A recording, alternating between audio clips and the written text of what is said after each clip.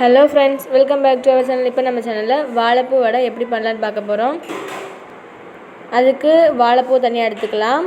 அதை சின்ன சின்னதாக அரிஞ்சிக்கோங்க. அப்புறம் ஒரு மிக்ஸி ஜாரில் ஒரு 3 வத்தல் மிளகு போட்டுக்கலாம். அப்புறம் ஒரு கொத்து கருவேப்பிலை போட்டுக்கலாம். அப்புறம் கொஞ்சமாக உப்பு ஆட் பண்ணிக்கோங்க. அப்புறம் 6 பல் பூண்டு ஆட் பண்ணிக்கலாம். அப்புறமா கொஞ்சமாக இஞ்சி ஆட் பண்ணிக்கோங்க.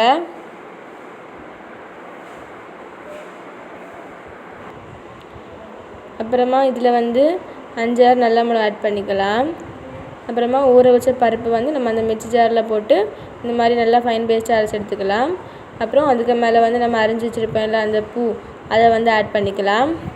அப்புறம் ஒரு 2 பெரிய வெங்காயம் எடுத்துக்கலாம். அதை இந்த மாதிரி சின்ன சின்னதாக கட் பண்ணி ஆட் பண்ணிக்கலாம்.